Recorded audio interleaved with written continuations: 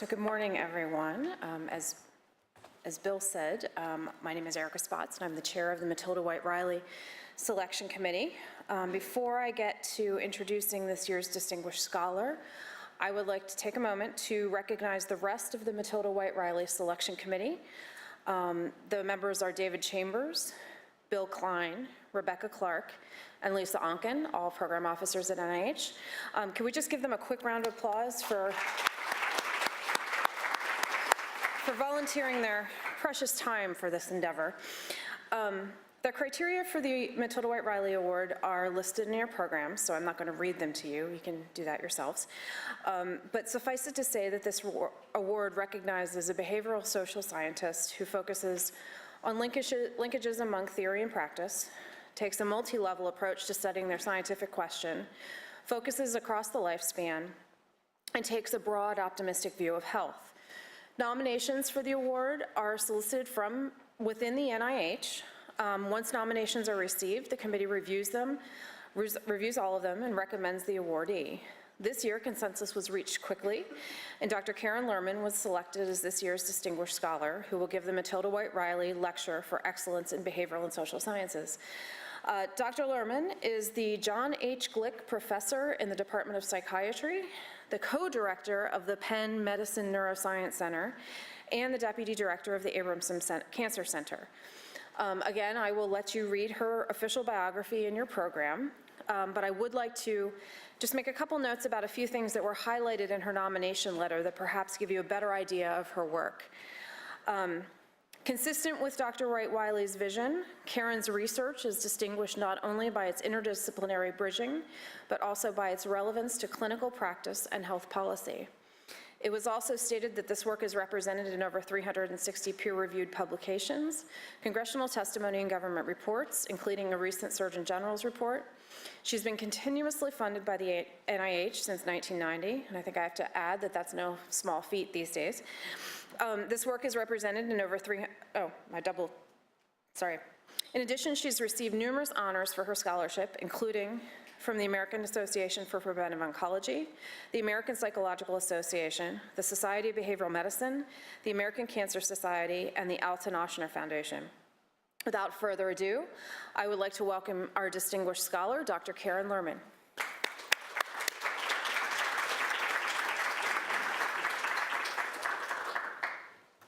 And I feel like I should help you. Perhaps you can help me.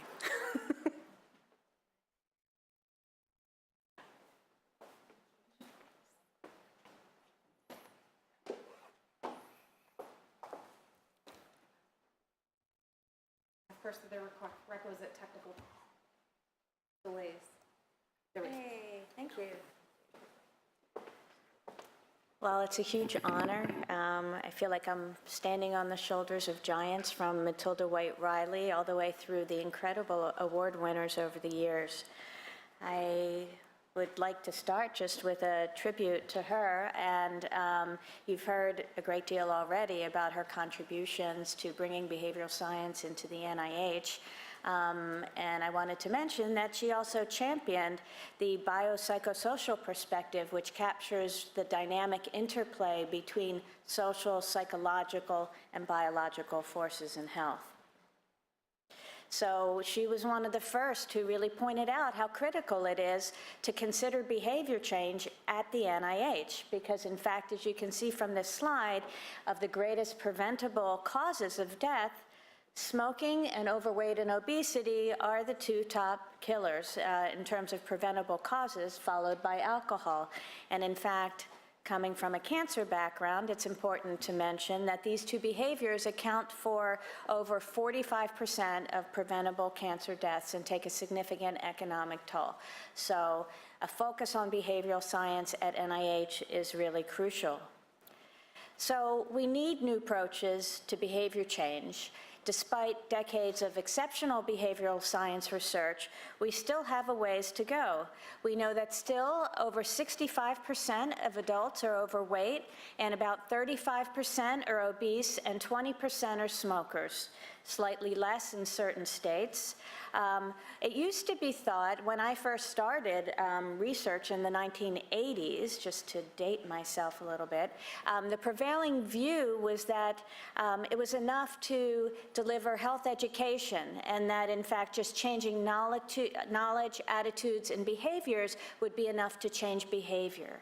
But as we quickly learned that behaviors such as smoking, overeating, a variety of behaviors, even sedentary behavior, these are habits that are very difficult to change, and in fact we needed new approaches to help people make these lifestyle changes to prevent disease. But even with the best treatments now available, the best behavioral counseling approaches, and the best medications, still as many as 70% of people who enter even formal treatment programs are not able to succeed in the long term.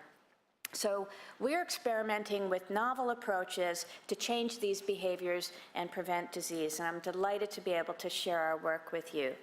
So just to begin, I'd like you to imagine, what if you could re-engineer your brain? And what if that would help you improve your memory and attention, increase your self-control over habitual behaviors, and ultimately to achieve your healthy lifestyle goals? Would you do it? Anybody? I did. They tried it on me. I'll tell you about that later. I used to be really shy. No, I'm just kidding. Our work suggests that this may be possible, and I'm going to share with you the progression of research that led us to brain modulation for behavior change. But where this all started was with the Transdisciplinary Tobacco Use Research Center Initiative, the TTURC initiative at the NCI, which to my knowledge was really the first of many transdisciplinary research center initiatives. And this was truly transformative for me as a scientist and my colleagues who joined this center, because the initiative required that we not only work across multiple levels, but that we bring scientists from multiple disciplines together to work together from the point of defining the problem together, using common conceptual models, and then really doing our research together hand in hand. And we have many important colleagues who are part of this center. This is just a few. You'll be hearing about some of them later in the talk. But the focus of our center, which has been funded since 1999, has been to elucidate the molecular, the neural, and the behavioral mechanisms that promote early relapse to smoking, and to translate these findings into better treatments for nicotine dependence. And you'll hear in a minute why we focus on this early period. As an NIH grantee for a long time, as you've heard, I recognize the importance of relationships with the program directors. And I have had many exceptional program directors and who've been incredibly supportive of my research. I want to highlight one of these, who's Glenn Morgan. He wasn't able to be here today. He's not feeling well. But Glenn has been stuck with me since 1999, and now with the OIA award, he's got 7 more years with me. But he's really been an incredible player in this work, and I want to acknowledge him as well as my collaborators. So what you'll hear today is a very brief overview of tobacco use, and then a discussion of how we're trying to bridge between cognitive neuroscience models and behavioral science models to promote behavior change. And you'll hear about how we're using neuroimaging as a tool to help us understand tobacco dependence or nicotine dependence, because nicotine is the addictive component in tobacco. And then importantly, and relevant to what you heard from Bill about OBSSR, how we're going from this research, which is identifying novel therapeutic targets, and taking this into intervention studies, which we hope will someday be incorporated into practice. So in honor of Matilda, a biopsychosocial model of tobacco use, and of course we know that it's really the complex interplay between social factors, and we've heard of some of these this morning, psychological factors like memory and attention, attitudes and beliefs, and biological factors ranging from genetics to brain function, medication effects. So the work I'll describe to you today really will focus on this interplay between the psychological and brain function. Because of the role role of brain function in tobacco use, it can make it very difficult for people to quit smoking. In fact, we know that addiction to nicotine, which we consider now to be a brain disease, makes quitting difficult, even with the best medications available. And to just show you in a little more detail what you can see here relative to placebo, the first treatments to come on the pike were nicotine replacement therapies, nicotine patch, nicotine nasal spray, so forth. You get a bump, these are efficacious medications and the most widely used medications. Bupropion, which was the next to be FDA approved, this is an antidepressant which acts in part by increasing levels of dopamine, maintaining levels of dopamine in the synapse, which replaces some of the effects of nicotine because nicotine increases dopamine release, but in particular it helps protect against some of the negative mood symptoms that arise when people quit smoking. And then the newest kid on the block, varenicline, also known as Chantix, is an interesting medication because it does a couple of things. For one thing, it binds to the same receptors that nicotine binds to, and it tickles the receptors just a little bit to produce a moderate amount of dopamine release. So not as much dopamine release as you get from nicotine, which makes it more addictive, but enough to just reduce some of the withdrawal symptoms and provide a replacement. But what it also does is it binds more avidly to those nicotinic receptors, so that when someone's on the drug, if they have a slip, the nicotine's not able to bind to the receptors, and so they don't experience the rewarding effects of nicotine, leading partly to an extinction process. So this currently is considered and shown in clinical trials to be the most efficacious medication. I emphasize this now just because you'll be hearing in a little bit about a study where we used varenicline. But as you can see, these current approaches were not designed to address the disruptive brain processes that hinder people's attempts to change their behavior. And that's what our research focuses on. So I'll spend a couple minutes just talking about a cognitive neuroscience model, which is not specific to tobacco. You can think about this in terms of eating behavior or any kind of habitual behaviors. So we have these bottom-up impulses that occur in the brain that are part of the reward network. The reward network is part of it, has its roots in the limbic system, and most people probably heard of the limbic system, but it's where emotions and motivated behaviors take place. Think about it.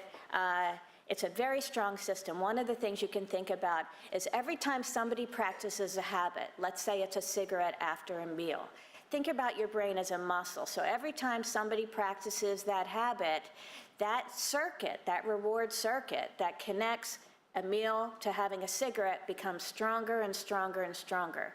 And for anybody who's ever smoked, you know that there are so many different situations where people smoke and so many associations that are developed. And so you develop this very strong habit or reward circuit around that behavior.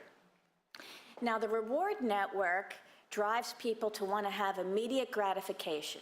It drives craving, and it drives people to choose even smaller immediate rewards over longer-term rewards. So, for example, when the reward system is activated, somebody's going to be more likely to choose having a piece of pizza now than losing 5 pounds a month from now, or having the cigarette now versus reducing the risk of lung cancer 20 years from now. But fortunately, as humans, we have a fairly large frontal cortex, and we have a potentially very strong executive control network. And this is often referred to as cognitive control. And if you think about it, the kinds of processes under this network are things like processing and manipulating information in the brain and being able to hold that information in the brain, which obviously would be essential to goal-directed behaviors. So the executive control network keeps us focused on our goals.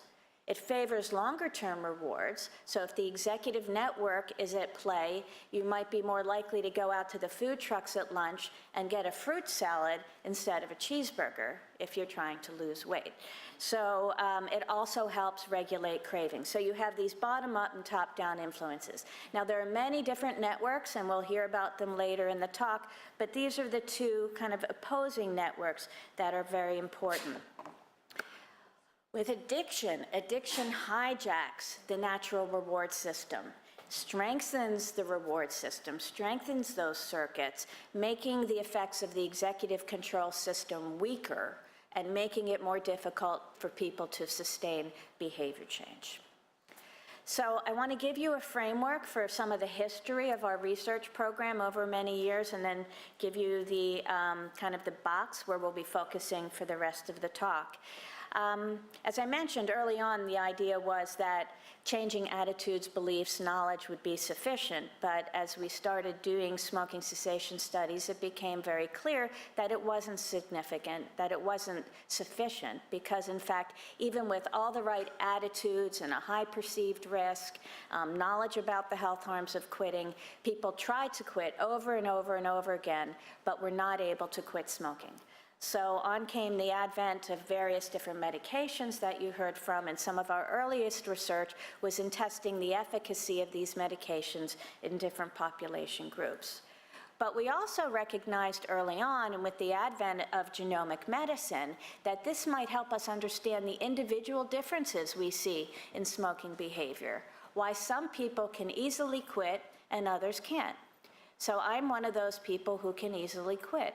I smoked for years, gave it up without medication. I can even have one every now and then.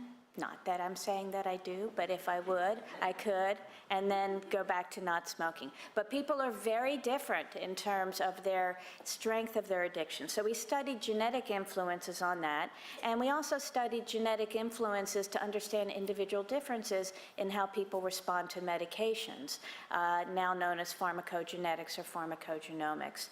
And as we brought more and more basic scientists into our into our center, we were able to do cross-species studies with human genetics and rodent and mouse genetics to be able to identify potentially novel targets to develop new medication approaches.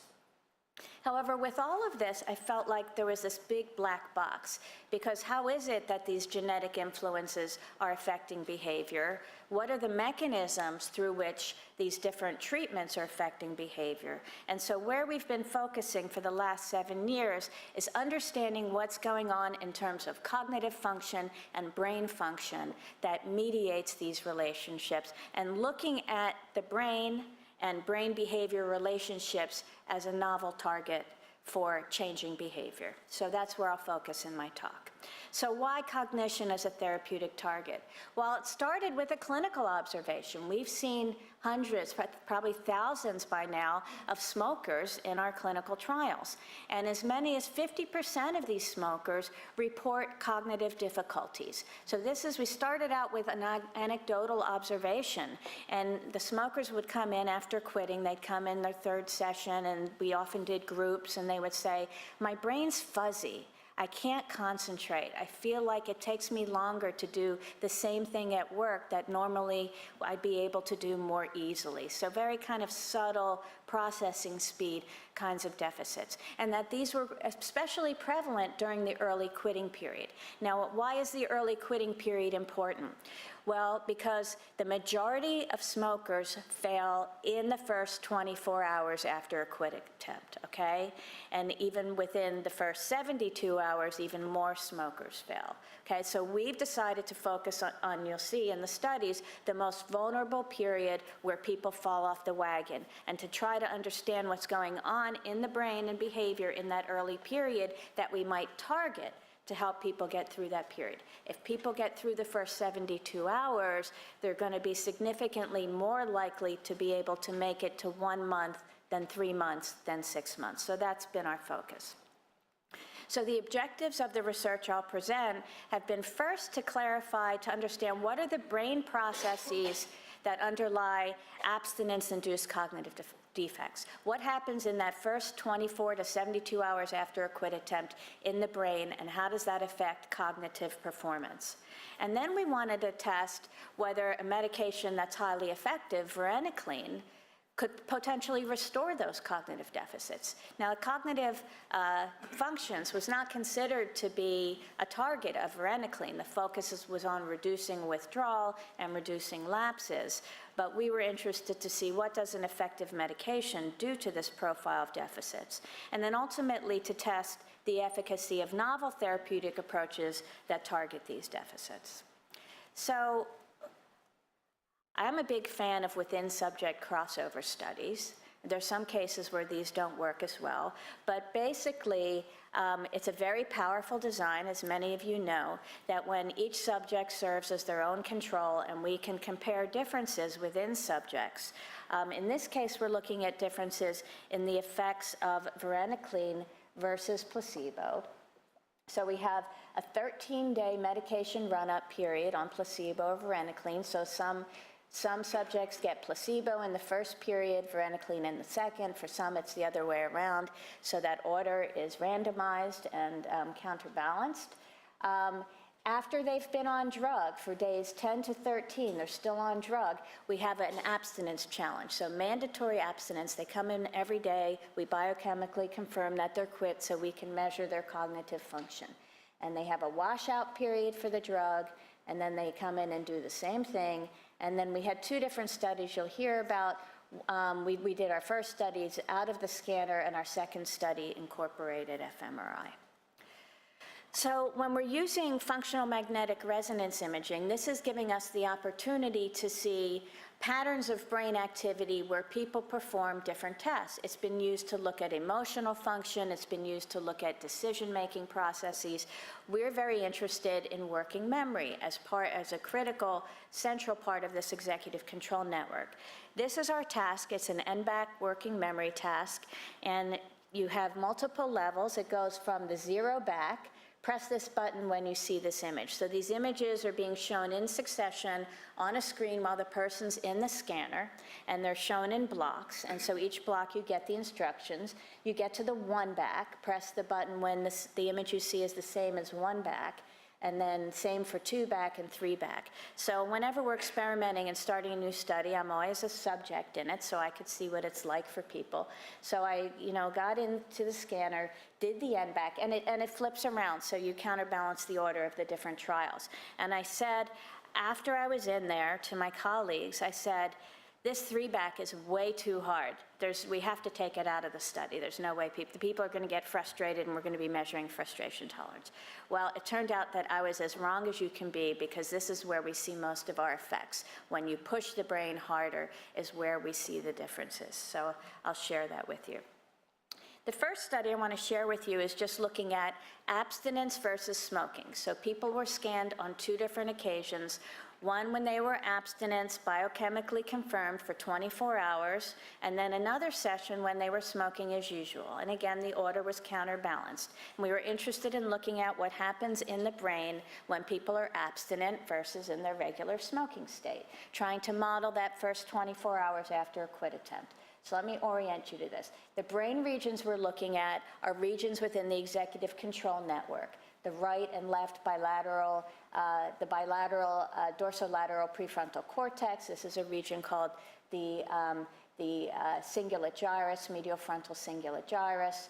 And this is bold signal change. So this is looking at differences in brain activity. And what we have here is the back level. So this is the 0 level, and as it gets more difficult, up to the 3 back. So what you can see, and I'll just focus here because the pattern is the same across these regions, as you would expect, and as was shown before, as the task gets harder, it takes more brain activity to do the task. But what happens when people are abstinent, you see a flattening of this curve. So as a task gets more difficult, they're not recruiting as much brain activity to perform the task. Whereas in smoking, you see much greater recruitment of the parts of the brain that are necessary for cognitive control. And you can see this across the brain regions. And we were also able to show that brain activity correlated with cognitive performance. Now, what's really interesting, when we did the follow-up study with varenicline, looking at these same brain regions, we found something very similar. So here we have the placebo. So everybody's abstinent the 3 days. This is the placebo condition.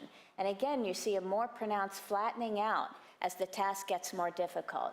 And here we're subtracting 0 back. So it's 1 minus 0, 2 minus 0, 3 minus 0. And what varenicline, which again, remember, this targets the nicotinic receptors like nicotine, is it restores that function. It increases activity in this executive control network regions, much like nicotine does. But again, what you see is our effects were particularly pronounced at the 3-back level. And so fortunately, our study team talked me out of taking out the 3-back. But you see very parallel results suggesting that varenicline can restore those effects. And again, varenicline improved cognitive function, and cognitive performance on the task was related to brain activity. So we were identifying a novel mechanism through which this effective medication works. So one of the things we do, so we have regions of interest that we study, but we then do a whole brain analysis to learn other things about regions we might not be thinking about. And this comes from the abstinence versus smoking. This is a whole brain analysis. It looks very similar when you look at varenicline versus placebo. But what I'd like to point out, so here were our a priori hypothesized regions, and you can see that the gray bars, which are smoking, you see increased activity in those regions when people are doing this cognitive task in the scanner. But you see a number of other regions, also part of the executive control network, are activated more in smoking versus abstinence. But some very interesting things here, which is we also know that when people are doing, having to focus on exogenous stimuli, and they're doing a very attention-demanding task, they need to suppress activity in other parts of the brain that are, we think of as task negative. And I'll give you an example. If you're in the scanner or out of the scanner, if you're doing this cognitive task, and all of a sudden you start thinking, this is boring, I really want a cigarette, these other regions, which are part of the default mode network, which you'll hear more about in a minute, these become less suppressed. When you're focusing on the task itself, you see suppression in these kind of background noise regions, okay? Smoking helps suppress activity in those default mode network regions that are associated with task-irrelevant thoughts. And so essentially, and particularly for this posterior cingulate cortex, essentially what smoking is doing in people who are chronic smokers, it's increasing activity in the regions needed to focus on a demanding task, which is part of cognitive control and goal-directed behavior, but it's also suppressing the background noise, all right? So it's increasing the signal-to-noise ratio in the brain is one way to think about that. But what we were interested in, these data were from people in the scanner doing a cognitive task, but we wanted to understand how does this work within a large-scale brain networks, because we think of the brain as networks and not so much individual regions. So we asked the question, how does quitting smoking affect functional connectivity within the brain among networks using resting state data? So we know that at rest, and you can see sort of time series here, when people are at rest, your brain is constantly active. We all know that, we all experience that. By doing a 6-minute resting state scan while somebody is just there instructed to sit there with their eyes closed, we can measure their brain activity and look at a time series and look at the intercorrelation among regions over time, how these form networks and what are the intercorrelations between these networks. So it's a brain version of the social network research that Chris reported, kind of, in a way. And so we know that these patterns of regional activity are associated with cognitive dysfunction are reflected in the fluctuations that we see during the resting state. And we know that quitting smoking may alter functional connectivity. And our hypothesis was that when people quit smoking, you may be biasing activity away from the executive control network toward other networks. And I'll show you that hypothesis here. So previous research has identified 3 large-scale networks. Now, there are other networks, but these are the ones that are discussed most within the cognitive neuroscience field. A salience network, a group of regions that play an important role in orienting and performance monitoring, so like error monitoring and task shifting. And it's been hypothesized that one of the most important roles of the salience network is that it helps to really the brain toggle between these two other networks, the default mode network and executive control network, so that when the salience network is active, it can actually shift activity away from the default mode network, which again is that background, self-referential thought, et cetera, and toward the executive control network when the salience network is working. And so you can see that when nicotine is on board, research has shown that the connections between these networks are strengthened, and such that when the salience network is activated, it's going to suppress that default mode network, helping people to focus on outward, attention-demanding tasks. And it's also going to increase activity in the executive control network. And our hypothesis was that during abstinence, those connections between these large-scale brain networks would be attenuated, making it more difficult for people to stay within executive control networks, stay engaged, focused on their goals, et cetera. To measure that, working with Elliot Stein's laboratory in the NIDA intramural program, one of his very talented measures of his team, developed a composite connectivity measure called the Resource Allocation Index that reflects the connectivity of salience to default mode network and salience to executive control network. And this is the results of our study, and we've depicted it according to our hypotheses, but I draw your attention first to this inset, which shows that both in the left hemisphere and the right hemisphere, during abstinence, the orange bars, you see a decrease in our composite measure of functional connectivity between these large-scale networks compared to smoking as usual. And it's depicted here in this 3D rendering, which also shows the brain regions, part of these networks. But you have much stronger correlations between salience network and default and salience network and executive control and smoking. These are weakened in abstinence. Take-home message from this is that during smoking, connections between these networks in the brain are made stronger, and that the salience network is able to bias activity away from the task-negative networks, the network you don't want activated while you're doing a task, toward the networks that are very important for goal-directed behavior. But after quitting, these networks are weakened, and we've shown, and you can, this is in the paper if you want to read it, that these weakened connections predict those deficits in working memory, and they are also associated with craving and nicotine withdrawal, consistent with the conceptual model. So just an interim summary before moving on to the next part. So what our research showed is that during just the first few days of a quit attempt, smokers have deficits in working memory. They also have deficits in sustained attention as well. They have reduced brain activation in working memory-related brain circuits, the regions you need to be activated to do the task effectively.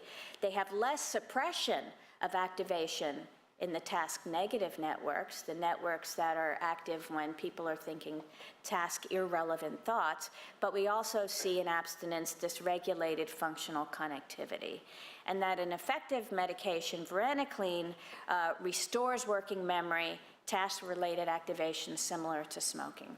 So the next question after showing, so we've identified a brain profile that changes when people quit smoking versus when they smoke as usual. We've connected it to cognitive deficits that people report clinically, and we've showed that an effective medication reverses them.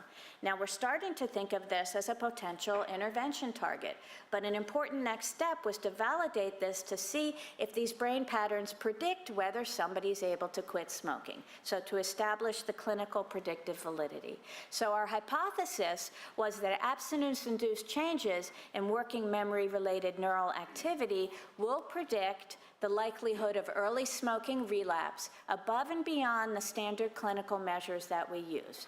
And based on the prior work, our specific hypothesis is that people who have decreased activation during the first 24 hours in the frontal cortex regions, part of the executive control network, and those who have less suppression in those background regions in the default mode network, they would be the most likely to quit. So our experiments here, again, we use this abstinence challenge paradigm where we scan people on 2 separate occasions, order counterbalanced. We had 72 participants, and then after the scans, there was a break, and they had a 7-day relapse period where we said to them, try to stay quit for 7 days. We gave small monetary incentives for them to stay quit. And then we looked at the groups that were quit or relapse. Now, we ended up with 15 in the quit group, and the remainder were in the relapse group, which shows you again how difficult it is for people to quit smoking. And we did offer them, or they all received behavioral counseling. In this study, we're not using medication because we wanted to first study unaided quitting. And you've seen the NBAC task, so this is the task they're doing in the scanner. Here's our results. We were delighted and shocked when our hypotheses are supported, but it was great. So here again, we're looking at bold signal change. And remember, some regions are suppressed, so they're going to be less than 0. But if you look at the quit bars are the black, and the relapsed are the gray. So let's look at the relapsed bars. So among people who relapsed, those who had a decrease in those frontal cortex regions in the executive control network, those who had a decrease in abstinence versus smoking, they were significantly more likely to be relapsers. And also those who showed less suppression or a relative increase in activity in the regions in the default mode network were also more likely to relapse. And you can see these are the measures. We first looked at clinical variables, demographic variables. We looked at clinical measures like withdrawal symptom change, and then we added in our imaging variables. But it's important to show, if this is going to be useful, do these brain variables predict anything above and beyond the standard clinical measures? Otherwise, why would we bother? But in fact, what you can see, so this is, these are ROC curves, so this means 50-50 or chance prediction. You get a good bump when you look at age, dependence, withdrawal, et cetera. And this is the curve for when we add the brain variables, showing that those brain variables accounted for a significant increase in our prediction ability that corresponded to about 83% correct classification from this model about who would quit and who would succeed. So we were very happy with that. So ending this part of the talk, the disruptions in working memory-related neural activity during early abstinence distinguish successful quitters from unsuccessful quitters. And again, it's this left dorsolateral prefrontal cortex, a central part of this executive control network that seems to predict and be important in determining or influencing who will relapse and who will not. And 2 next steps, we've been funded to validate in a larger sample with alternative therapies and longer follow-up our findings about brain prediction, and we'll be adding other types of paradigms into our imaging, like looking at stress response, as well as cue reactivity to get a broader picture of how all these processes work together. But what I want to tell you next is very early data that we're doing now under the Outstanding Investigator Award from NCI, which is to say, let's test, now that we've identified the dorsolateral prefrontal cortex as something very important in smoking relapse, let's test whether this is a target for intervention, and let's try to modulate that activity in the brain to change behavior. Okay, so where do we start? Well, we start with the relatively simplest thing, which is cognitive exercise training. It's been used in a variety of populations with some promising evidence that cognitive exercises can improve working memory, attention, response inhibition, enhance that region activity in executive control networks. There's many different forms of cognitive training. In fact, one of these forms, Lumosity, and I should say this publication was from the Lumosity staff, but they showed in a very large sample of people doing Lumosity, and they had as their control group people doing online crossword puzzles, they showed greater improvement in a number of cognitive tasks for the cognitive training group versus the crossword puzzle group. Okay? Now, I will say that these tasks were very similar to the tasks that people train on. This was promising, but again, the group's not independent from the company, which is a billion-dollar operation that supports this. So I'm setting you up for the results here. Okay, so here's our trial, and this was funded by an NCI Provocative Questions grant, and it was a clinical trial to test whether we can improve cognitive function with cognitive exercise training. But more importantly, remember our hypothesis is that if you activate the executive control network, you're going to help people make better decisions. You're going to help them choose those longer-term rewards over the immediate gratification. You may help them be less likely to choose risky options in terms of risky behaviors. And of course, we know that decision-making is critical in choices that people make for healthy behaviors that lead to disease, such as eating behaviors and smoking behaviors. So we wanted to see if it would transfer to decision-making outcomes. So the design is shown here. We had cognitive training. We had 128 healthy young adults. We focused on young adults because the brain, there's greater plasticity in the brain at younger ages, and we felt that this is a group we might want to target to change behaviors early for benefits for health. Our outcome measures, and these were done both at baseline and an outcome. This is a delayed discounting measure developed by Joe Cable. So for example, people are given a choice between a small amount of money now. Would you rather have $9 now or $30 in 102 days? How many people would rather have $9 now versus $30 in 102 days? All right, one, all right. Oh, we got a couple, okay. So you're a delayed discounter, okay? So discounting future awards, right? And then there's a risk-seeking task that says you could either have a 100% chance of $21 versus a 50% chance of $29. It's like a gambling task. For each of these, there's 120 trials, you vary the parameters, and you come up with a discounting rate or a risk sensitivity rate. Do we have anyone who would take the $29 bet over the certain $21?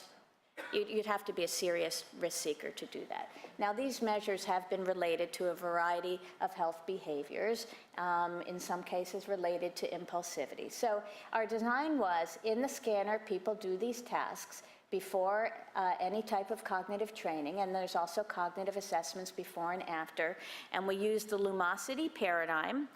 We didn't get money from them, but we used access to their paradigm, and we had two groups, a cognitive training group and a control stimulus group, and each group had 10 weeks of assigned training, and they did it for 30-minute sessions 5 times a week. We gave small incentives to encourage adherence, and in fact, we had over 70% adherence in both groups, which was great. So here's what our conditions look like. So this is an example of a Lumosity game. It's looking at sustained attention. So what you would have to do is, as quickly as possible, click, with the direction that the center bird is going in, okay? And then it moves and it switches. And so that's an example of attention task. There's also working memory, problem-solving tasks, et cetera. So for our control group, we went to our colleagues at Drexel University who have a class for undergraduate students where they teach them to develop video games. So this is one called It's Not, and they have to shoot boogers out of the sky. Okay, so we wanted something that was equally engaging, but the idea is that this uses eye-hand coordination. It's not training working memory specifically. You could say it has an attentional component, but what's taught it as being unique about the commercial brain training is that they're adaptive. They get more difficult as people's performance improves, and that's supposed to be a critical component for changing brain circuits. But we wanted a very active control group because the previous studies did not use really comparable control groups. Bottom line, cognitive training no better than video games for shooting boogers out of the sky. So the cognitive training group showed improved performance on the tasks they trained on. And as you can see here, this shows days of the training period. You can see improvements. The adherence was high, but we looked at, above 70%, below 70%. And you can see it even tracks with the more they did it, the better they got. But these are the tasks they trained on. But when we also looked at other tasks like working memory, cognitive flexibility. Both groups improved on those tasks. And when we looked at delayed discounting or risk sensitivity pre and post treatment, no change for either group, so not translating. Hypothesis was not supported. We also did not see any changes in patterns of brain activity in the two training conditions. We saw changes associated with learning in both groups, but no group by time interaction effects. So these data from a very well-controlled clinical trial, a sizable study with a strong control group, challenged some of the claims made by the commercial brain training industry. And in fact, it came out, we were writing our paper just at the time that the Federal Trade Commission cited Lumosity. I think they had to pay a $1.2 million fine for making claims that were unfounded in scientific research. And so our paper is under review. We'll see what happens with that.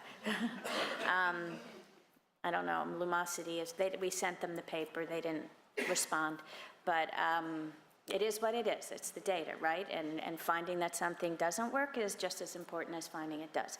We also, through a grant funded by NIDA, similar study, but here we were looking only in smokers and seeing if we can help people quit. So in addition to receiving nicotine replacement therapy, they had it was a different form of cognitive training and a different stimulation control group. But as you can see, no differences. There were some differences between groups in cognitive performance that were tasks similar to the tasks they trained on. But again, challenging this idea, at least in younger people, in this study, the average age is about 45. So I want to say something important, which is that our results in these specific populations do not address whether cognitive training is going to be useful for older adults. I think, in fact, one of the papers that was reported as one of the early stage investigators who wasn't presented today was looking at how certain cognitively demanding activities can be helpful. So it may be helpful still for older adults.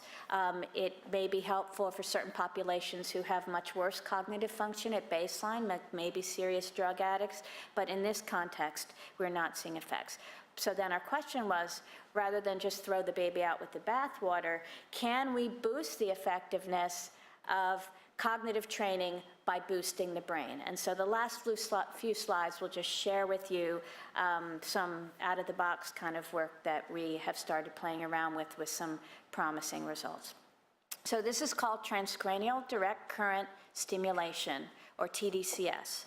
This is Becky Asher, one of our faculty members who kindly volunteered. This is, I didn't make her do that. This is actually, she's not really being stimulated. This is for a picture for a story that was in the newspaper. But this is, but they did do it on me, seriously, so I could say I know what it feels like. So what happens is you put these electrodes on the scalp. There's an anodal electrode where the current goes in. So we do it over left DLPFC, dorsolateral prefrontal cortex. So that's our region, again, that predicts smoking, where you want increased activity. And it goes across the frontal cortex. These are low doses. These are like 1 to 2 milliamps is like 1/500,000th the electricity that would be in a taser, just to kind of give you an extreme example. It feels like a little tingling or itching sensation. So neural activity is enhanced under the electrodes, and research suggests that what you're doing is that you're causing a depolarization of the resting membrane potentials of the neurons, which is increasing the likelihood that they're going to fire. So there's a famous saying, neurons that fire together wire together. So the idea is that if you're stimulating the brain while people are engaged in a certain activity, like a working memory task or like trying to resist smoking, you're going to help strengthen those brain networks. This has shown initial efficacy. We're borrowing this from work on other neuropsychiatric and neurodegenerative disorders where we've seen effects of this that can last up to 6 months in the setting of depression or Alzheimer's disease. There's a very similar approach called transcranial magnetic stimulation, which is now FDA approved for the treatment of treatment-resistant depression. So we wanted to test test this in the context of behavior change. It's shown to be safe and well tolerated. We started with a proof of concept study. Can we do this? Does it work in our hands? And in this study, we're targeting the left dorsolateral prefrontal cortex, and we have 2 different periods. In one period, they're getting active stimulation 3 days in a row for 20 minutes, and in the second period, they're getting placebo stimulation. And what that is you just amp up the current for the first 3 minutes, they feel the tingling, and then you amp it down, okay?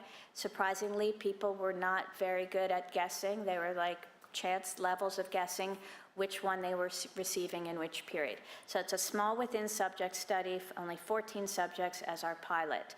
So when we gave them the working memory task while they were being stimulated, you can see that we did see a decrease in the number of false positive errors in active versus sham stimulation. We also scanned people after each period, associating with increased activity in our target region of interest.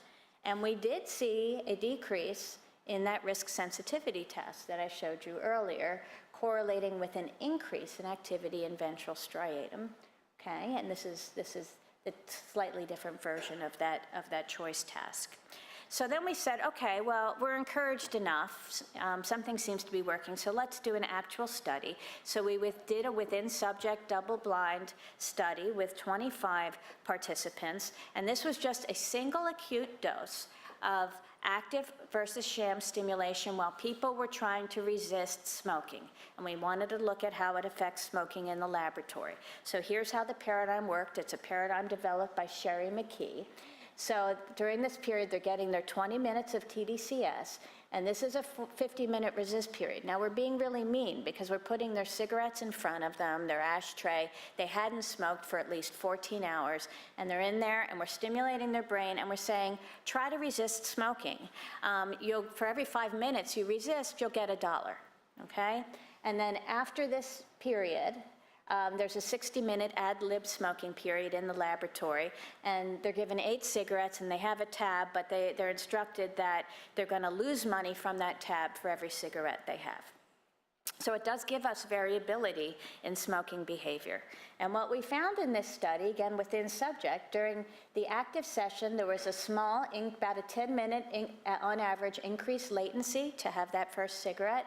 And we also found a reduction of about half a cigarette across the entire period of about 110 minutes. Now, these effects are quite small, although statistically significant, but what I would say is that this was about 110 minutes, so that if every 110 minutes people smoked a half a cigarette less, and you extrapolate that to days or weeks, it could potentially have a substantial effect on reducing smoking rate.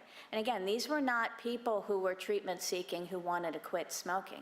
So our next step is now we've just started a phase 2 clinical trial where we're testing repeated dosing of this TDCS while people are trying to resist smoking and people who want to quit smoking, and looking at how it affects their smoking behavior. Okay, so closing up, what have we learned? We've learned that during the early period when people try to quit smoking, they have mild cognitive deficits, particularly around working memory, that are associated with reductions in brain activity in frontal cortex and less connectivity between large-scale brain regions. And that these alterations predict who's going to succeed versus who's going to quit above and beyond other clinical variables. And that drugs that are effective for quitting smoking restore these effects. We've also shown that cognitive training itself may not be enough to change behavior, but that non-invasive brain stimulation could augment the benefits of cognitive training, but we need validation in large-scale clinical trials. And I will say that there are, of course, already companies out there where you can do this at home, and I'm not recommending that, but soon people will be walking around with hats and then, a little electrical battery, because it only needs a 9-volt battery, and you walk into a bar and you see, do people smoke in bars still? No. Okay, so anyway, but still there's a connection there. You walk into a bar, it makes you want a cigarette, you give yourself a little stimulation, and maybe you'll resist. All right, so where are we going with this and what would it look like? So we want to complete our optimization studies. We want to determine what's the optimal dose and duration of treatment. These are all open questions. This field, as I said, is being done even with air traffic controllers, and there's DARPA is actually doing this to try to improve analytic ability among their CIA analysts. So a lot of people are working with this, but we don't know the optimal dose or duration. We need to know what's the right spacing between sessions to induce that brain plasticity that we're going for, and how should we be best pairing the stimulation? What types of cognitive training should we be using? As we do that, we're moving into phase 2 proof of concept pilot studies related to both smoking behavior and eating behavior. We've just started a chocolate study for chocolate lovers who can't resist chocolate. If anyone wants to be in that study, where we're pairing inhibitory control training with stimulation. And ideally then moving into phase 3 clinical trials with our optimized neuromodulation designs with smoking cessation and obesity. So how might this look like if this vision is realized in clinical practice? So if all of this works, maybe in 5 to 7 years, someone will go in to one of these weight management programs where they have these standard meal plans. But before they start, they might get 4 weeks of cognitive training with brain stimulation 3 times a week to increase their self-control before starting that plan, hopefully to improve adherence to sticking with the meal plans. And you can think of what the parallel would be in smoking. So the idea might be to inoculate people prior to moving into standard therapies, or possibly in conjunction with standard therapies with booster sessions. So that's what we're targeting. We're still in the very early phases of this, but we're hopeful that at least we'll learn something about new ways where we can help people change their behaviors by bringing cognitive neuroscience into behavior change research. So I want to end by acknowledging many, many people in the lab and collaborators. I want to particularly mention James Lawhead, Becky Asher have been very involved with these studies.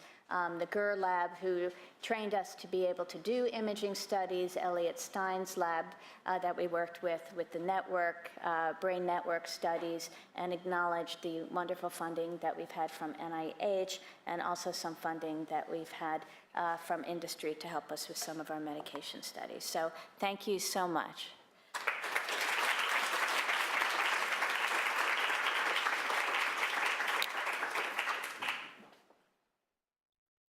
Do I stay up here? I think if we want to sit at Yeah. in the nice comfortable chairs, if anybody has questions. I don't think there's anything wrong with chocolate.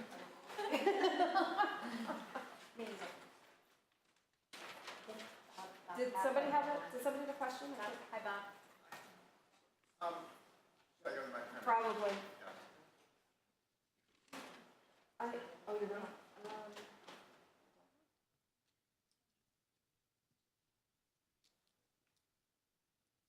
So first of all, Karen, thank you. It was a wonderful talk. I wanted to try to take this in a little bit different direction and ask about how your findings relate to how we attack the smoking problem. And as you know, we in this country had maybe 40% of adults smoking cigarettes. We're down to maybe 18%. In fact, the new data from the National Health Interview Survey suggests it may be down to 16% last year. So it's really quite a remarkable achievement. And as far as I can tell, almost none of that has to do with clinical intervention.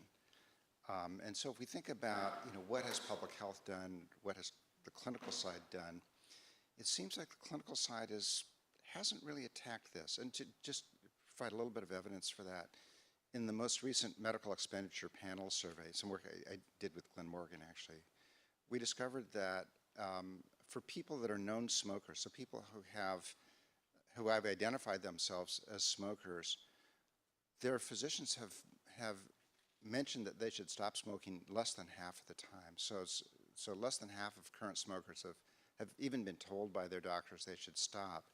And if you look a little bit deeper about what happens, it's usually just they say you ought to stop smoking. They haven't really gone to an intervention. So my question is, well, how do we get from these very elaborate things that you're doing that are really on the clinical side to using those to attack this public health problem? Mm-hmm. No, that's a great question. And I think that both approaches, we need the public health and the implementation science approaches to be sure that the evidence-based treatments we know about are actually being delivered, and we know there's a huge gap there. And in parallel, we need to develop new approaches to treatments because the treatments we have aren't even sufficiently effective for most people. So you're asking about bridging the two, and my hope would be that if we can demonstrate that some type of combined cognitive training, brain stimulation, some types of approaches, which, the cognitive training is done online, on people's computers at home. The brain stimulation, these are little $20,000 units for, 20 sessions. People don't have to be scanned. We were doing the scanning as part of our study. So I see these intervention approaches as those that can be offered in clinics for people who wish to quit once we achieve the threshold of the evidence base for that. So it sounds to me, and if I'm understanding your question, that, you're talking about, how do we kind of bring things out, how do we implement the public health models and translate evidence-based care? And I guess what I'm talking about is how do we develop new treatments that have the evidence, and once they reach the threshold, how to get them out there. The related question is, it seems like a lot of the achievement we've gained in smoking occurred because the people bypassed the clinical system. It was changes in laws and all sorts of things. I was wondering if there are any messages here that would allow us to move forward without having to go through the clinical system. Yeah, I think that we can get, we have gotten quite a bit of traction without going through the clinical system, you might say, in terms of looking at the effects that policy changes and indoor air policy and cigarette taxes and all those things have had changes. But what would happen, the problem with bypassing the clinical piece, as you might agree with, is that you have this intractable group of more highly addicted smokers for whom, changes in policies are not going to have enough of an effect. And so we need to bolster the effectiveness of the interventions that we have to offer people clinically, and we need to be able to translate other types of approaches beyond sort of social or traditional medication approaches into clinics at different levels. I don't know if that helps. Do you have any ideas that you could share? I've been thinking about it, Yeah. And again, I think it's just a provocative question that needs some attention. That it seems like smoking is just such a great example of where we've achieved a remarkable amount, probably a huge contributor to the increase in life expectancy in the U.S. and in other countries. And that we've done it actually by, I think for the most part, going around the clinical system. The clinical system, I think, could really make a big difference, but what we're discovering is it hasn't paid that much attention to smoking. Yeah, well, Except for in a couple of select areas. Yeah, well, I guess we need to think more about how we could integrate these more into the clinical systems to be more effective. Great, thanks. Yeah, thanks, Bob. Chris, do you want to? Yeah, Dr. Lerman, thanks again. First of all, congratulations on your selection as keynote speaker, and thanks for a great lecture. I have a question about the first part of your talk, and this is, I'm also a former smoker, and I know about one of the things that you mentioned is these triggers for smoking, and I know that the thing that triggers me, even to this day, after almost 10 years post-quitting, is being in this, I miss other smokers, so being in the social situations where smoking was the norm. And I'm wondering if you, from your work, if you think that social smoking, or smoking because of other people around you smoke, is something different. Is it just another run-of-the-mill trigger that has basically delayed, recapture for cognitive control, or is it something unique about the fact that, hey, when I go to bars, it's a trigger. When you go to party, it's a trigger. Is there something unique about the social aspect of smoking, that it's not just an individual behavior that is, about your own personal cognitive function, but that you share with others? Is that, are we able to leverage that from a clinical perspective in some way? And if so, how would we do that? But at sort of a broader level, is it unique, or is it just another run-of-the-mill? That's a really superb question, Chris. You know, the social smokers, Saul Schiffman, somebody who calls them chippers. So a chipper might be somebody who either smokes less than 5 cigarettes a day or smokes on the weekends, but not consistently. And they tend to be less dependent. And so there may be, so I don't, you know, my guess, and this is a great area to study, so I don't have the empirical data to call on to answer your question. I suspect that they're different from a genetic perspective in terms of, you know, their propensity toward addiction once exposed to this substance. I suspect, and actually this part there is evidence to support, that they're less likely to experience withdrawal symptoms, which drive people back. So they might not be having the same positive reinforcement from smoking or the same negative reinforcement from smoking due to different biological factors in nicotine metabolism or differences in receptors in the brain that may make it easier for them to go on and off than somebody else. So my guess is that it's probably not that these people control themselves during the week and then smoke on the weekend. It's more that their biology is different that makes it sort of take it or leave it, but it doesn't have the same level of reward for them as for other people. It's a great area to study. Great question. Thank you. Not sure who, go ahead. Hi, my name is Leah Lipsky. I'm at NICHD, and thank you so much for your talk. This is really fascinating. Our research group is looking into some of how these concepts sort of apply to eating behaviors. And you mentioned obesity as one of the things that you're going to be looking at and one of the examples of the behaviors that are so hard to change and so forth. And I had a question about the cognitive neuroscience model that you were showing us, because a very small percentage of the population is actually technically addicted to food.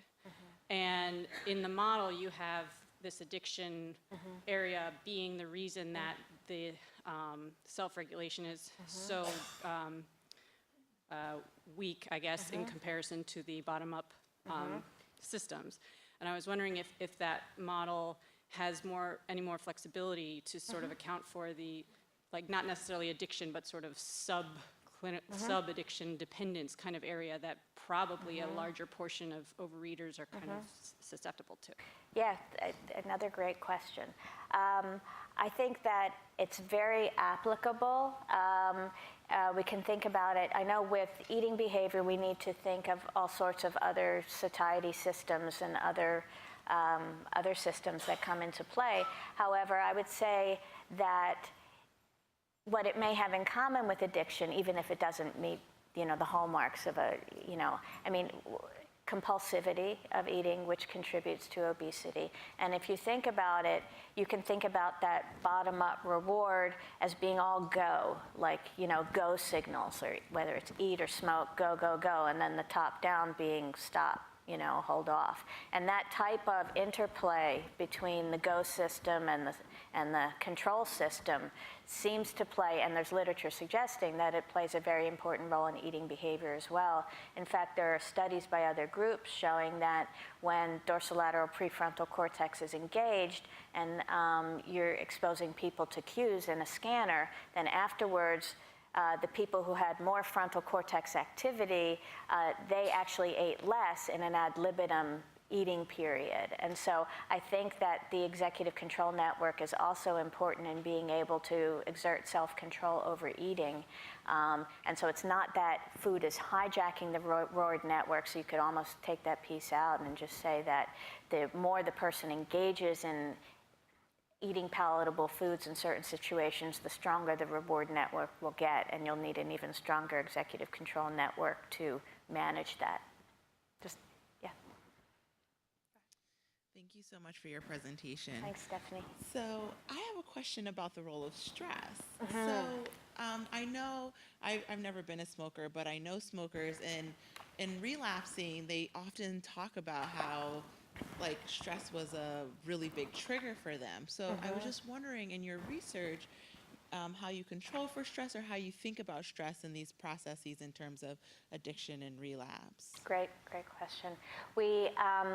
So we haven't done a good job in controlling for stress in the prior studies, but we decided in a study we just started to address it and study it directly. I mean, we did do a preliminary study that showed that brain responses to stress differ in that 24 hours quit versus abstinence. So in this new R01 that our group has, what we're doing is we're including a stress task that people do in the scanner. It's really a social evaluative stressor. It looks like a mental arithmetic task. It's called the Montreal Imaging Stress Task. It's kind of mean, but what it is that people, that's IRB approved, but people are doing mental arithmetic, and the task is set so they actually think their performance is worse than it is. So they think they can, and it keeps getting harder. So when they get better, it keeps getting harder. So there's this like little thermometer that's like, you're doing poorer than average, and there's scripted instructor things that you're really not doing well. You really need to try harder. So it actually engages certain stress networks in the brain. And the reason we're incorporating this together with a smoking cue task and our working memory task is that stress increases responsivity to smoking cues. We know that stress increases relapse. We know that stress can actually tax working memory, shifting activity away from the frontal networks that you need to be goal-directed. So we're trying to take it to the next level of looking at now 3 types of behavioral systems and brain behavior relationships and how they interact in predicting relapse. And we hope that we'll learn more about this. But you're absolutely right. Stress is a major trigger for relapse to smoking subjectively. A little harder to measure with self-report measures, which is why we've gone into the neuroimaging context. Thank you so much. Are there any more questions? Are you coming? Okay. Neil Westman again. I found your talk very stimulating, I think, as we all did. And it's caused me to think about alternative training mechanisms that might be worth pursuing.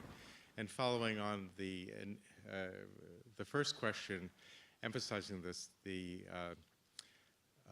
non-clinical aspects of smoking cessation, which probably relate to other questions that have been raised in terms of social connections, that smoking is and obesity are highly correlated with social groups that smokers may be members of. Just want to raise the question, would it be possible to develop training programs that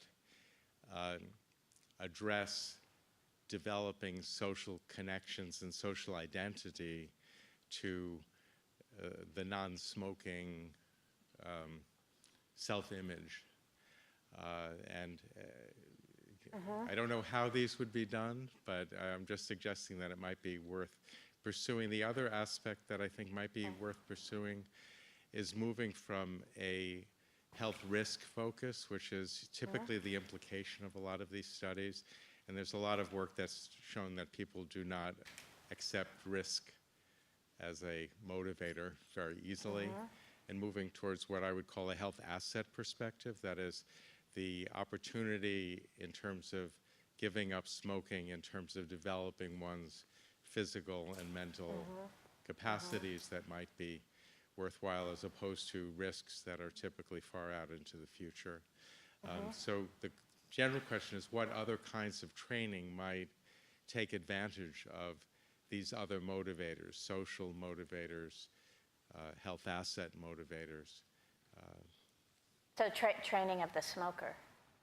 Training Yeah. of the smoker Yeah, to perhaps substitute other behaviors at the time that they might be inclined to smoke, to look at social connections. I mean, instead of saying don't smoke, you know, what are the alternative behaviors that would enhance I love the self-image and I love this lifestyle? question. One of the faculty in our center, General Audrey McGovern, is starting a new grant that's focused on a behavioral and economic approach to smoking cessation, which is similar in that it's focusing on training people to engage in alternative behaviors that are rewarding in place of smoking. So that's sort of one approach. To your point about identity, there's a test called, I think it's the thematic perception test or IAP, I forget what it is, but it's looking at people's identity. It's showing them like saying smoker, non-smoker, bad, good. They're associating sort of valuative terms with being a smoker, not being a smoker, and it's used as an assessment to kind of get at, in a less overt way, how somebody's self-image is tied up with being a smoker. So you're making me wonder about, could you actually train people to begin to shift their identity by a paired associations kind of training? Might it have some effect on that, which is really interesting? And to your point about social networks, you know, we don't do as good a job, like we might measure peer influence or who else in your household smokes, but we don't do as good a job at looking at how we can specifically train people to access their social networks better. I mean, in the behavioral counseling, a component of that is, does your spouse smoke? Who will support you to be a non-smoker? But it's not done as a systematic intervention, and you know, there may be people who are doing it, and I'm not aware of it, but I think it's a terrific idea. Thank you. Are there any other questions that anybody has? Then let's give Dr. Lerman another round of applause. Thank you. And I'll turn it back to you, Bill. Okay, thanks so much, Erica. I'd also like to acknowledge our 98 people watching our live streaming on the OBSSR website.